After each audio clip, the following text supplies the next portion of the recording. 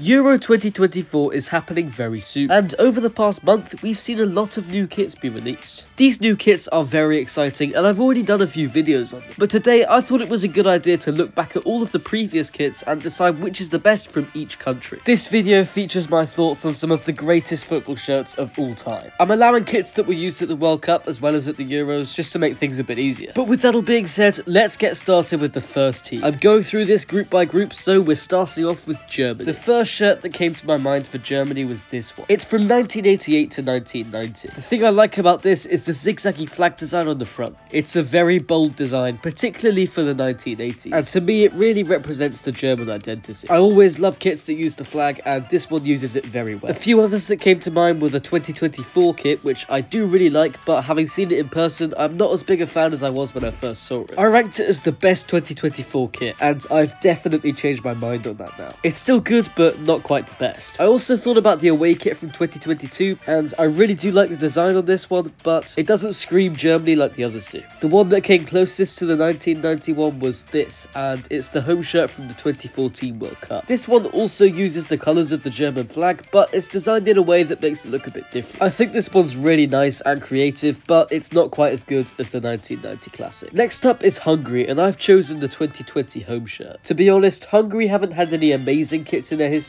but this one is still nice. I like the way they've used the white and the green in the collar, and there's a nice design within the red. I also like how the logos are arranged here. Overall, this is a nice shirt that uses the colours well. Next is Switzerland, and I've gone for this old Lotto shirt. Other than the black in the Switzerland logo, this shirt is only red and white, and the two colours play off each other really well. I like how the white is used on the collar and the cuffs. It's simple yet effective. There's also a pattern of the Swiss logo within the red, and I think it looks good. Switzerland have had lots of average shirts over the years, but this one really stands out to me. The next team is Scotland, and I've gone for their 150th anniversary shirt from 2023. I really like how the logos blend in with the blue so that gold animal stands out really well. I also like the white stripes on the cuffs, as they make it look like a very traditional Scottish shirt. Next up is Spain, and I've chosen the 1998 home kit. It's got this very nice design on the left in yellow and blue, and it has some vertical stripes on the red, which work very nicely. This is another very creative retro shirt, and it had to be my pick for Spain. But now let's move on to Italy. I really like this shirt from 2021, which was inspired by the Renaissance art of Italy. However, I do think that the 2022 shirt looks a bit better. There are so many good things about this shirt. I love the shade of blue that they've used, I love how there's the Italian flag going down the side, and the white and gold detailing looks very classy too. It also has a design on the blue which is based off of Italian marble. I own this shirt myself, and it's one of my favourites. The next team is Croatia, and I've gone for the 1998 home kit. These wavy checkers going down from the top left look really good in my opinion, and it's a really good twist on the normal Croatian checkers. This is a very creative design, and I really like what they've done here. Now moving on to Albania. This one's got a red base with some black on the sides curving up towards the top. I think that looks really good, and the white logos complement it really well. There aren't really that many other good Albania shirts, so the 2008 home kit is my pick for Albania.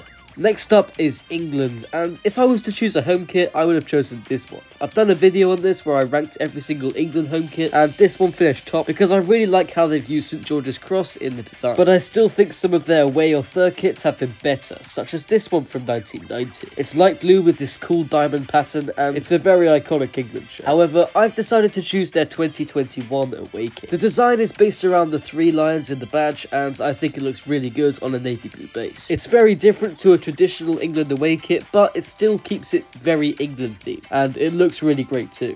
Next up is Denmark, and I've gone for the iconic 1986 home kit. This shirt was like nothing we'd ever seen before at the time, and it looks really good still to this day. It definitely beats any other Denmark kit, so it had to be my choice. It's such a significant football kit that when you search up Denmark 1986, this is the only thing that comes up. If a football shirt was the most significant thing in a whole country from that year, it must have been a good football shirt.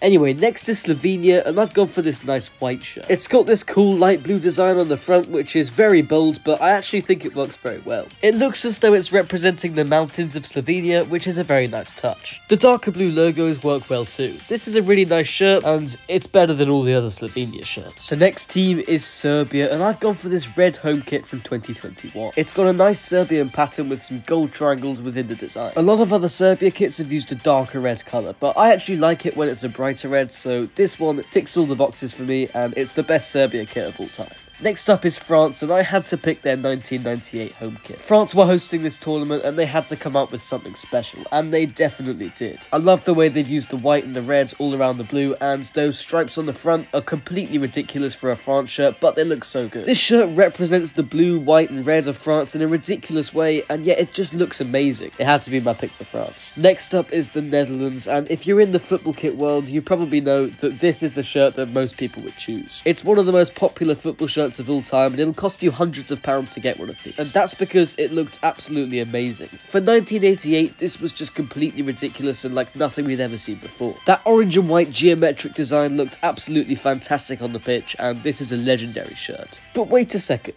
If that design, called the Ipswich template, had never been used before and was released in 2024, I don't think it would get nearly as much praise as it does now. It's still a great shirt and I love the orange and white colour combination, but I think it's a little bit overrated. I think the ones from Euro 2020 are a very close second. The home kit's got this beautiful pattern that makes up the face of a lion, and the away kit is a very classy black and orange shirt. Let's move on to Austria, and I've gone for their 2024 home kit. It's a red and white shirt with a nice pattern within the red on the front. I think it looks good, and most of the other Austria shirts are kind of average. Next up is Poland, and I've gone for their home kit from 2021. It's a standard traditional Poland kit, but it has the Poland flag in the collar. I think this is a very nice touch. The flag also sort of features on the sleeve cuffs as well, and overall I think these little details make this one of Poland's best kits. Moving on to Belgium, and I've gone for their away kit from this year. It's a pale blue shirt with gold logos and white on the collar and 3 stripes. It also has a nice cube pattern within the blue with the date of the Belgian FA being founded written all over it. It's already looking like a decent shirt, but